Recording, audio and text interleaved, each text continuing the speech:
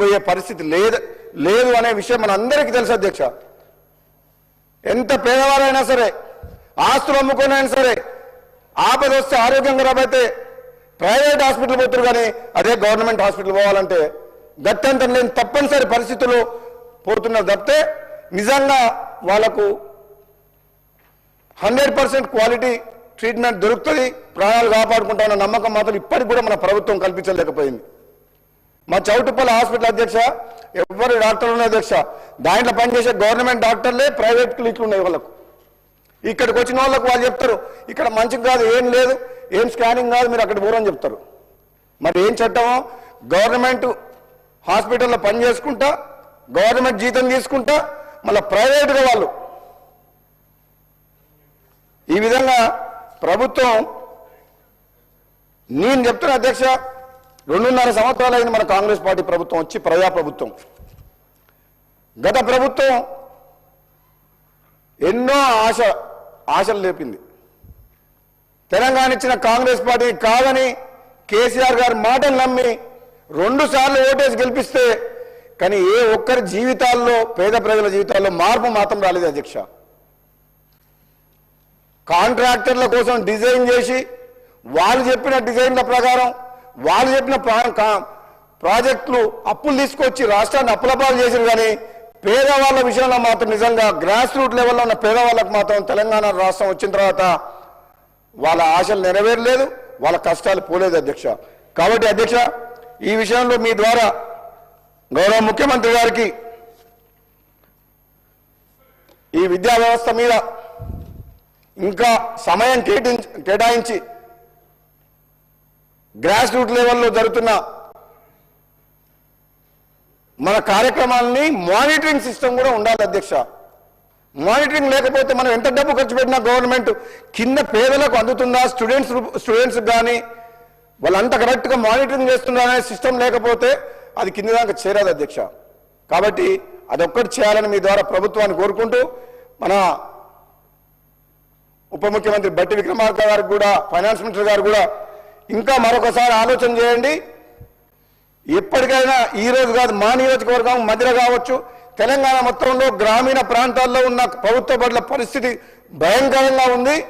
మనం వెంటనే దీని మీద చర్యలు తీసుకొని వీలైనంత ఎక్కువ బడ్జెట్ కేటాయించి పేదలకు అండగా ఉండి వాళ్ళ పిల్లల చదువు విషయంలో, రెసిడెన్షియల్ హాస్టల్ విషయంలో మెరుగైన సౌకర్యాలు కల్పించాలి అధ్యక్ష. ఎందుకంటే పిల్లల్ని మన మీద బాధ్యతతోటి పేద తల్లిదండ్రులు అప్పచెప్పి వెళ్ళిపోతుండ్రు, కానీ అక్కడ భయంకరమైన పరిస్థితులు అధ్యక్ష.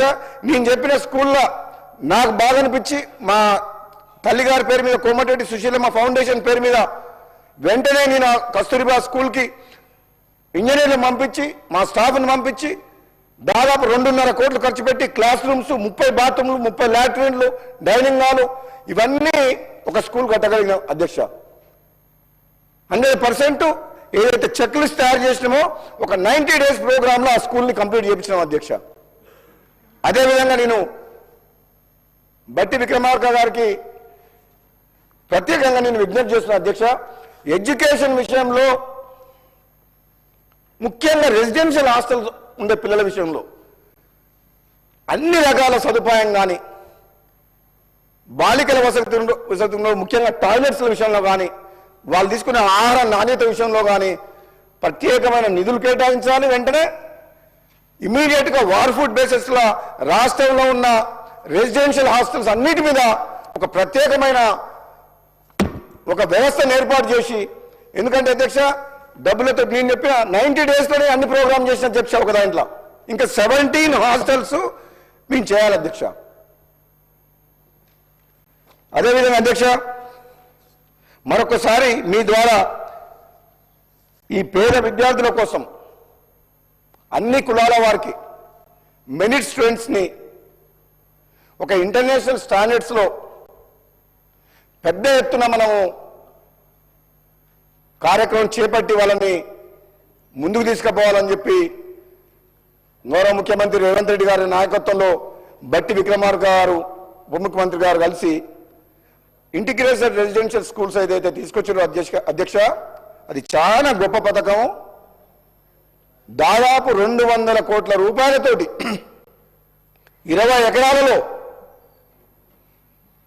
రాష్ట్ర వ్యాప్తంగా 100 నియోజకవర్గాల్లో 100 స్కూళ్ళు అంటే దాదాపు ఒక స్కూల్లో 2500 మంది స్టూడెంట్స్ అంటే కొన్ని బాలులో కొన్ని బాలికలు దాదాపు 2,50,000 మంది బాల బాలికలకు ఒక అంతర్జాతీయ ప్రమాణంతో ఇంటిగ్రేటెడ్ స్కూల్స్ నిర్మాణం చేపట్టడం అనేది ఇది నిజంగా ఒక చరిత్రలో మిగిలిపోయిన నిర్ణయం అధ్యక్ష. ఇది బహుశా దేశ చరిత్రలో కూడా ఏ రాష్ట్రంలో కూడా ఒకేసారి ఇంత పెద్ద ఎత్తున పేద విద్యార్థుల కోసం ఇటువంటి కార్యక్రమాన్ని చేపట్టడం మాత్రం నిజంగా అభినందనీయం, ప్రశంసనీయం. మీ ద్వారా ప్రభుత్వానికి, ముఖ్యమంత్రి గారికి, మన ఉప ముఖ్యమంత్రి గారికి నేను ఒక శాసనసభ్యునిగా మా నియోజకవర్గాన్ని కూడా, మున్గోడు నియోజకవర్గాన్ని కూడా 200 కోట్లతో స్కూల్ శంకుస్థాపన చేయడం జరిగింది. చాలా సంతోషంగా ఉన్నారు అధ్యక్ష. ఇటువంటి స్కూల్ ఒకవేళ వచ్చిన తర్వాత కంప్లీట్ రాబోయే రోజుల్లో కంప్లీట్ అయితే మాత్రం నిజంగా ఇటువంటి చిన్న చిన్న హాస్టల్స్ ఏదైనా ఉంటే ఇప్పుడు మనం ఏదైతే మాట్లాడుకున్నామో 100 బాలులకు 100 బాలికలకు ఇస్తే అధ్యక్ష ఈ చిన్న చిన్న హాస్టల్స్ అవసరం లేదు పడదావచ్చు. ఎందుకంటే ఇప్పుడు ఈ చిన్న చిన్న హాస్టల్స్ మెయింటైన్ చేయాలంటే కూడా కష్టమవుతుంది. కాబట్టి అదొక మంచి కార్యక్రమం అధ్యక్ష. ఆ విషయంలో నిజంగా ప్రభుత్వాన్ని నిజంగా అభినందిస్తున్న అధ్యక్ష. మంచి కార్యక్రమం అధ్యక్ష. అదేవిధంగా అధ్యక్ష మీకు తెలుసు మా ఉత్తమ్ కుమార్ రెడ్డి గారు సోదరులు పక్కన ఉన్నారు. అయిపోయింది. ఇది ఇంపార్టెన్స్ అధ్యక్ష. అదే అండి, అది కూడా ఉన్నారు. ఇంకో ఆయన పెద్ద సోదరుడు అధ్యక్ష, రెండో సోదరుడు మా ఎల్డర్ బ్రదర్ ఉత్తమ్ కుమార్ రెడ్డి గారు. 2 సోదరులు ఉన్న అధ్యక్ష ముందుగా ఉన్నారు.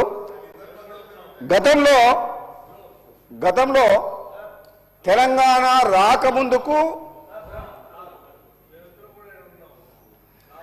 మా జిల్లా సోదరులు చెప్తున్నా, మీరు రాష్ట్ర సోదరులు, మా జిల్లా సోదరులు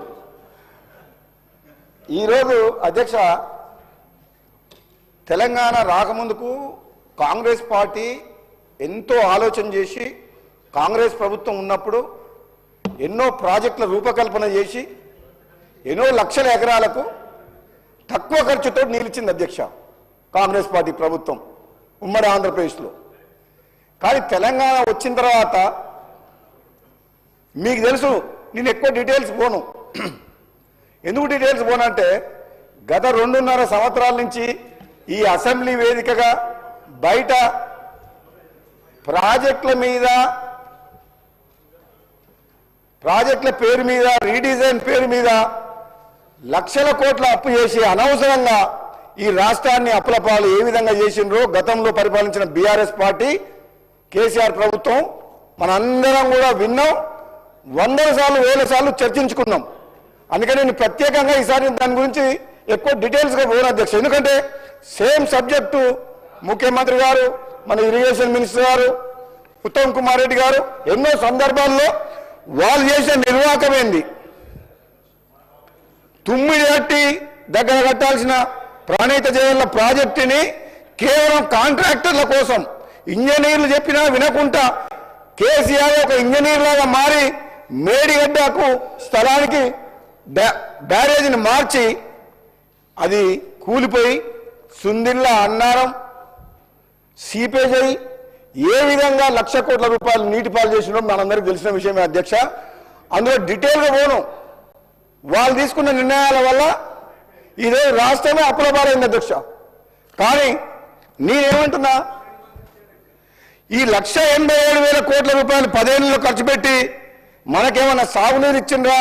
పోనీ పాలమూరు రంగారెడ్డి కాళేశ్వరము ఇంకో ప్రాజెక్ట్ ద్వారా అంటే 1 ఎకరానికి సాగునీరు అందలేదు అధ్యక్ష. మీకు ఒక ప్రత్యేకంగా ఒక ఇంపార్టెంట్ ఏం చెప్తున్నా అంటే, ఉదాహరణకు